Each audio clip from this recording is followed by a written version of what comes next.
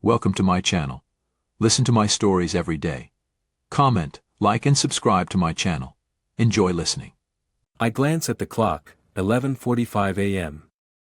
Only 15 minutes until lunch, but time seems to have slowed down, each tick of the second hand a resounding thud in the quiet office. The chatter around me fades into background noise, but one voice pierces through the dull hum, Mark, my overly enthusiastic colleague. Today, he's louder than ever, his voice filled with excitement as he speaks about a gift he's planning to give to his girlfriend. It's a rare sapphire bracelet, he declares for what feels like the 100th time, holding up a small velvet box for everyone to see. It's very expensive. But I love her very much, and so I wouldn't spare anything for her. I look up from my computer, my interest piqued not by the bracelet itself, but by Mark's unwavering enthusiasm. His eyes shine with a kind of fervor that's almost infectious, drawing the attention of everyone in the vicinity. "Wow, that sounds amazing," says Jenna from marketing, her voice tinged with genuine admiration. "She must be really special to you." "She is," Mark replies, his grin widening. "I've never felt this way about anyone before. I want everything to be perfect for her." He opens the box, revealing the bracelet inside. The sapphire glints under the fluorescent office lights, casting a dazzling array of blue hues. I can't help but lean in for a closer look, drawn by the sheer beauty of the piece. "That's stunning," I say, my eyes fixed on the bracelet. "May I?" Mark nods eagerly, handing it over. I take the bracelet delicately, feeling the cool weight of the metal and the smoothness of the sapphire. My eyes catch the small engraving on the inside of the bracelet, a name. "That's a beautiful name," I comment, reading it aloud. "Isabella." A strange feeling washes over me as I speak the name. My wife has the same name. What a coincidence. Mark laughs, oblivious to my sudden discomfort. "What are the odds, right? I guess great minds think alike." I force a smile, handing the bracelet back to him. The name continues to linger in my mind, a nagging suspicion growing with each passing second. But I push it aside, chalking it up to an odd coincidence. After all, Isabella isn't an uncommon name. The rest of the day passes in a blur, my thoughts constantly drifting back to that bracelet. When the clock finally strikes 5, I gather my things and head home, eager to see my wife and forget about the uneasy feeling gnawing at me. As I walk through the door, the familiar scent of her cooking greets me, and I feel a sense of comfort wash over me. Isabella turns to me with a warm smile, her eyes sparkling with affection. "How was your day?" she asks, giving me a quick kiss on the cheek. "Eventful," I reply, trying to keep my tone light. "You won't believe what happened at work." She raises an eyebrow, her curiosity piqued. "Oh. Do tell." I recount the story of Mark and his sapphire bracelet, watching her reaction closely. She listens intently, nodding at the appropriate moments, but there's a flicker of something in her eyes that I can't quite place. "Isn't that funny?" I finish, forcing a laugh. "The bracelet had your name on it. What are the odds?" Isabella laughs along, but her laugh feels strained, almost forced. "Yeah, what a coincidence." For the rest of the evening, the conversation shifts to other topics, and we settle into our usual routine. But that night, as I lie in bed, I can't shake the feeling that something is off. My mind keeps replaying the moment I saw the name on the bracelet, the way Isabella's laugh seemed just a little too forced. Could it really be just a coincidence? Or is there something more to this? As sleep finally takes over, I'm haunted by the image of the sapphire bracelet and the name engraved on it, a dark premonition of things to come. The next day, I wake up feeling uneasy but push the thoughts aside, determined to face the day with a clear mind. At work, Mark is absent, and the office feels strangely quiet without his boisterous presence. I can't help but wonder what he's up to, but I quickly dismiss the thought, focusing on my tasks for the day. As I head home that evening, the uneasy feeling from the previous day returns with a vengeance. When I walk through the door, I see Isabella sitting on the couch, her expression unreadable. But what catches my eye is the bracelet on her wrist, the very same sapphire bracelet that Mark showed off at work. My heart skips a beat, and I feel a cold sweat break out on my forehead. Trying to keep my voice steady, I ask, "Where did you get that bracelet?" Isabella looks up, her eyes widening slightly. "Oh, this? I bought it at a costume jewelry store. Don't worry, I didn't spend a lot of money." She smiles, but it's a strange smile, and I can see the hint of fear in her eyes.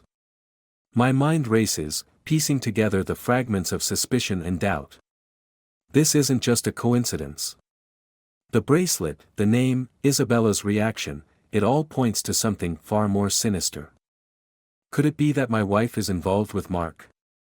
The thought sends a chill down my spine, and I feel a surge of anger rising within me. But I keep my emotions in check, determined not to let my suspicions show. "Can I take a closer look?" I ask, my voice deceptively calm. Isabella hesitates for a moment, then holds out her wrist. I take the bracelet, my eyes scanning the engraving once more. The name Isabella gleams back at me, a cruel confirmation of my worst fears. I hand the bracelet back, my mind racing with thoughts of betrayal and revenge. If Isabella is truly unfaithful, then I need to find out for sure. And when I do, there will be consequences. For now, I keep my suspicions to myself, biding my time and waiting for the right moment to uncover the truth. But one thing is certain, I won't rest until I get to the bottom of this, and when I do, my revenge will be swift and merciless. I wake up the next morning with a plan forming in my mind. I can't shake the image of the sapphire bracelet from my thoughts, and I know I need to get to the bottom of this. As I head to work, a sense of determination fills me. Today, I'll start gathering the evidence I need. The office buzzes with the usual morning activity, but Mark is still conspicuously absent. I ask around casually, learning that he's taken a couple of days off. Suspicion gnaws at me. Is he with Isabella right now? During lunch, I strike up a conversation with Jenna from marketing. She's always been the office gossip, and I figure she might know something useful. "Hey Jenna, have you heard anything about Mark's new girlfriend?" I ask, trying to sound casual. Jenna's eyes light up with interest. "Oh, you mean his mystery woman?" "Yeah, he's been going on about her non-stop. But he's so secretive about her identity." "Why do you ask?" I shrug. "Just curious. He seems really into her." Jenna leans in, her voice dropping to a conspiratorial whisper. "There are rumors, you know. Some say she's married." My heart skips a beat. "Really? Who's saying that?" Jenna glances around to make sure no one is listening. "Just office talk. You know how people are. But if you ask me, I think he's seeing someone high profile. Why else would he be so secretive?" I nod, filing away the information for later. "Interesting. Thanks, Jenna." As I return to my desk, my mind races. If Mark's girlfriend is married, it could very well be Isabella. I need to confront her, but I need more evidence first. I spend the rest of the day planning my next move. That evening, I arrive home earlier than usual. Isabella is in the kitchen, preparing dinner. I watch her for a moment, trying to detect any signs of guilt or deception. She seems normal, but I know better than to take things at face value. "Hey honey," I say, walking into the kitchen. "I've been thinking, we should have a date night this weekend. It's been a while since we spent some quality time together." Isabella turns to me with a smile. "That sounds wonderful. I've missed our date nights." I smile back, but my mind is elsewhere. "Great. How about Friday night?" "Friday works for me," she replies, turning back to the stove. As we eat dinner, I bring up Mark's name casually. "So, there's this guy at work, Mark. He's been going on about this gift he bought for his girlfriend. It's a sapphire bracelet. Isabella doesn't miss a beat. Oh, that sounds lovely. He must really care about her. Yeah, I say, watching her closely. It's quite a coincidence, though. The bracelet had your name on it. She looks up, feigning surprise. Really? That is a coincidence. I guess Isabella is a common name. I nod, but I'm not convinced. I need to catch her in the act. The rest of the evening passes uneventfully, but my resolve hardens. I'll find out the truth, no matter what it takes. The next day at work, I corner Jenna again. Hey, do you know where Mark lives? Jenna raises an eyebrow. Why do you want to know? I was thinking of dropping by to see how he's doing. You know, as a friendly gesture. She eyes me suspiciously but relents. He lives in that new apartment complex on Maple Street. Apartment 4B, I think. Thanks, Jenna. You're a lifesaver. That evening, I drive to Maple Street, parking a few blocks away. I feel a pang of guilt, but I push it aside. I need to know the truth. I walk to Mark's building and wait, watching the entrance from a discreet distance. An hour passes before I see Mark approaching the building. He's not alone. My heart sinks as I see Isabella beside him, laughing at something he said. They enter the building together, confirming my worst fears. I follow them inside, staying far enough behind to avoid detection. I take the stairs 2 at a time, reaching the 4th floor just in time to see them enter apartment 4B. The door closes behind them, and I'm left standing in the hallway, my heart pounding. I take a deep breath, trying to steady my nerves. I need to confront them, but I can't just barge in. I look around, spotting a janitor's closet nearby. I duck inside, pulling out my phone and calling Isabella. She answers on the second ring. Hey, what's up? Where are you? I ask, keeping my voice calm. I'm out with some friends, she lies smoothly. Why? Just checking, I say, my voice tight. When will you be home? Late, she replies. Don't wait up for me. Okay, I say, hanging up. My hands shake with anger, but I know I need to keep my cool. I wait in the closet for what feels like an eternity, listening to the muffled sounds coming from Mark's apartment. Finally, I can't take it anymore. I step out of the closet, walking up to apartment 4B. I take a deep breath and knock on the door. There's a moment of silence before the door opens. Mark stands there, surprise flashing across his face. Oh, hey. What are you doing here? I need to talk to you, I say, pushing past him. I walk into the living room, my eyes scanning the room. Isabella stands there, her face pale. Tom, she says, her voice trembling. What are you doing here? I should be asking you that, I reply coldly. What's going on, Isabella? She glances at Mark, who looks equally uncomfortable. Tom, it's not what you think. Save it, I snap. I saw you two come in together. How long has this been going on? Mark steps forward, trying to defuse the situation. Tom, let's just calm down and talk about this. Calm down. I say, my voice rising. You've been sleeping with my wife. Isabella bursts into tears, covering her face with her hands. Mark looks desperate, but I'm beyond caring. I trusted you, I say, my voice breaking. Both of you. Isabella looks up, tears streaming down her face. Tom, I'm so sorry. I never meant for this to happen. I take a step back, my mind racing.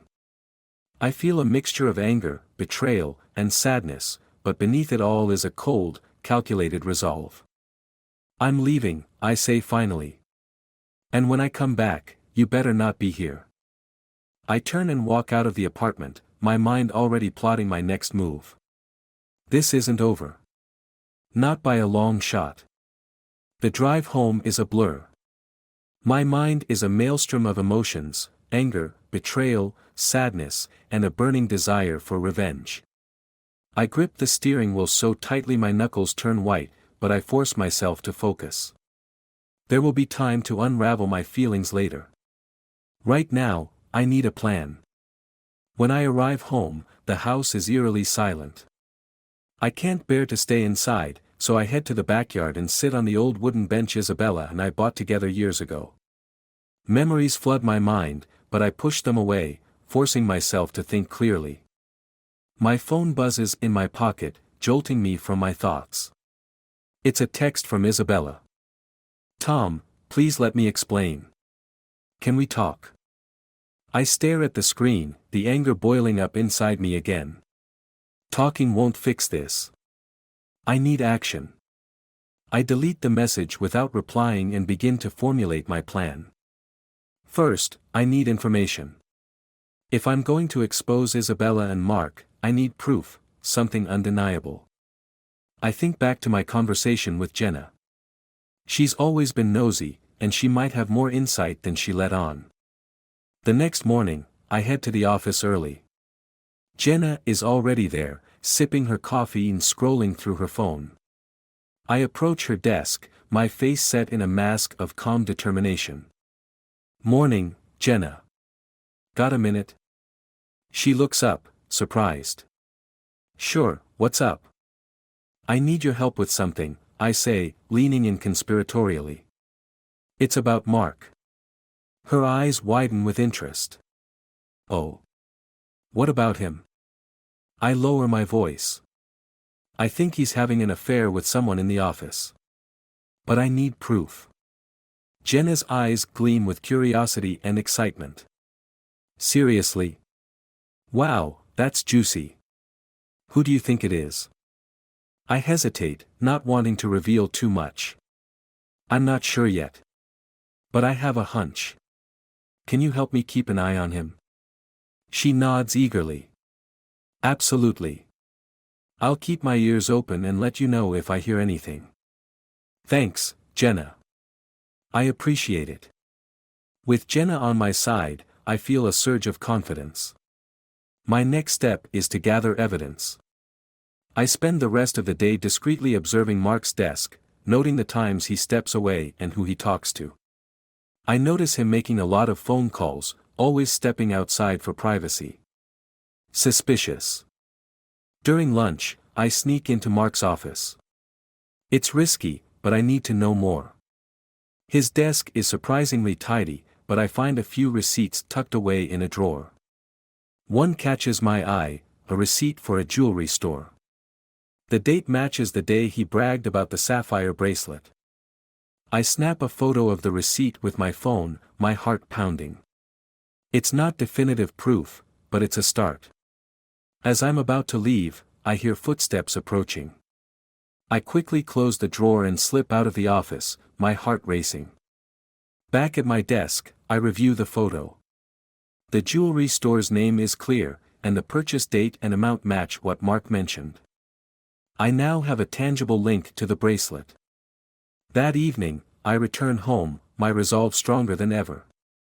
I don't know where Isabella is, and I don't care. I spend the night poring over our phone records and bank statements, looking for any signs of deceit. It's tedious work, but I uncover a series of unexplained withdrawals and hotel bookings that coincide with days Mark was absent from work. More pieces of the puzzle fall into place. The next day, I confront Jenna again. "Hey, have you heard anything new about Mark?" She shakes her head. "Not yet, but I did see him leaving the office with someone yesterday." "A woman." My pulse quickens. "Did you see who it was?" Jenna frowns, thinking. "No, sorry. They were too far away. But I'll keep looking." "Thanks, Jenna. Keep me posted." I spend the rest of the day on edge, waiting for any new information. As I leave the office, my phone buzzes. It's a message from an unknown number. "Meet me at the cafe on 5th and Main. We need to talk. Isabella. My first instinct is to ignore it, but I realize this might be my chance to confront her with the evidence I've gathered. I head to the cafe, my heart pounding with anticipation and anger. When I arrive, Isabella is sitting at a corner table, looking anxious. She spots me and waves hesitantly. I walk over and sit down, my expression cold. Tom, thank you for coming, she begins, her voice trembling. I know you're angry, and you have every right to be. But please, let me explain. I cross my arms, leaning back in my chair. Go ahead. I'm listening. She takes a deep breath, tears welling in her eyes. It started a few months ago. I was feeling lonely and neglected, and Mark was there. He listened to me, and I made a mistake. A terrible mistake. My anger flares. A mistake? Is that what you call it? You've been lying to me, cheating on me, and you think you can just call it a mistake? She flinches, tears streaming down her face. I'm so sorry, Tom. I never meant to hurt you. I ended things with Mark. It's over. I laugh bitterly. Over? Do you think that makes it any better? I trusted you, Isabella. And you betrayed me. She reaches out to touch my hand, but I pull away. Tom, please. I'll do anything to make this right. I love you. I shake my head, my mind made up. It's too late for that. I'm going to expose you and Mark for what you've done. You'll both pay for this. Her eyes widen in fear. Tom, no. Please don't. It will ruin us both. Maybe it will, I say coldly. But you brought this on yourself. I stand up and walk out of the cafe, leaving Isabella sobbing at the table. My resolve is unshakable. I'll gather the rest of the evidence I need, and then I'll make sure everyone knows the truth about Mark and Isabella. This isn't over. Not by a long shot. The following days are a whirlwind of preparation. I gather every scrap of evidence, phone records, bank statements, the jewelry store receipt, and compile it into a neat dossier. My plan is simple: confront Mark at the office and let everyone see the truth. I imagine the looks on their faces, the whispers of betrayal. Isabella and Mark's deceit will be laid bare for all to see. The morning of my planned confrontation, I wake up feeling a strange mix of determination and dread. As I get dressed, I can't shake the feeling that I'm about to step into uncharted territory. But there's no turning back now. When I arrive at the office, I head straight to Jenna's desk. Today's the day, I tell her, my voice steady. She looks up, surprised. You're really going through with it? I nod. I have to. They need to be exposed. Jenna hesitates, then nods. I've got your back. I walk to Mark's office, my heart pounding. I push the door open without knocking. Mark looks up from his desk, a frown forming on his face. Tom. What's going on? I throw the dossier onto his desk. I know about you and Isabella. His face pales. He opens the dossier, flipping through the pages. What is this? It's proof, I say coldly. Proof of your affair with my wife. Mark's hands shake as he looks through the evidence. Tom, Save it, I snap. You're a liar and a cheat. Everyone in this office is going to know what you've done. Before he can respond, I turn and stride out of his office. I make my way to the main office floor, where the entire team is gathered for the morning meeting. I take a deep breath and step forward. Excuse me, everyone, I call out, my voice loud and clear. I have something important to share. The room falls silent as all eyes turn to me. I see Jenna in the back, watching intently. I hold up the dossier. This is proof that Mark has been having an affair with my wife, Isabella. He's been lying to all of us. Gasps of shock ripple through the room. Mark rushes out of his office, his face a mask of panic. "Tom, please," he begs. "Don't do this." "But I'm not listening. Isabella has been cheating on me with Mark. They've both been deceiving us. And I have all the evidence right here." I hand the dossier to Jenna, who starts passing it around. The room erupts into whispers and murmurs. Mark looks like he's about to collapse, his face ashen. Suddenly, the office door swings open, and Isabella walks in. She looks around, confused by the tension in the room. "Tom, what's going on?" I turn to her, my anger flaring anew. "I've exposed your affair with Mark. Everyone knows the truth now." Isabella's eyes widen in shock. "What?" "No, Tom, you don't understand." "Oh, I understand perfectly," I say, my voice cold. "You lied to me. You betrayed me. Please, Tom, just listen," she pleads, stepping closer. "There's more to this than you know." I shake my head, unwilling to hear her excuses. I've heard enough. But she grabs my arm, her eyes desperate. "Tom, please. Just listen to me for 1 minute." I hesitate, then nod curtly. "Fine. You have 1 minute." Isabella takes a deep breath, her voice trembling. "Yes, Mark and I have been meeting, but it's not what you think. We're not having an affair. We've been working together to get information about your boss. He's been embezzling money from the company." I blink, taken aback. "What?" She nods, tears streaming down her face. "Mark found out about the embezzlement a few months ago. He approached me because he knew I could help him get the evidence we needed. We've been meeting in secret to protect you. If your boss found out, you could lose your job or worse." I look at Mark, who nods, his expression earnest. "It's true, Tom. I didn't want to drag you into this until we had solid proof. I bought the bracelet as a thank you for Isabella's help. I engraved her name on it because she's the one who cracked the case." The room is silent, everyone's eyes on me. I feel a wave of confusion and guilt wash over me. "But, why didn't you tell me?"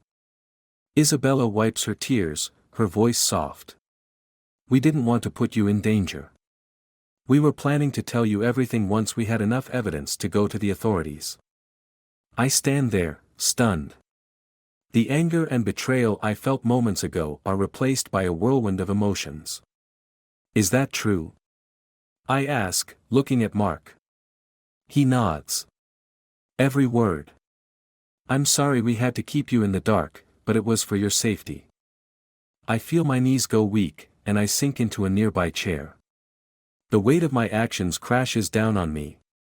I had been so blinded by my anger and suspicion that I didn't see the truth right in front of me. "Tom," Isabella says gently, "we're going to take this evidence to the authorities today. Your boss will be held accountable, and you'll be safe." I look at her, the woman I thought had betrayed me, and see the sincerity in her eyes. "I'm so sorry, Isabella. I should have trusted you." She takes my hand, squeezing it reassuringly. "It's okay, Tom. I understand why you felt the way you did. But now you know the truth." I nod, a sense of relief washing over me. "Thank you for protecting me." Mark steps forward, his expression serious. "We should go to the authorities now, before your boss finds out what we've uncovered." I stand up, feeling a newfound sense of purpose. "Let's do it." As we leave the office, I glance at Jenna, who gives me a small, supportive smile.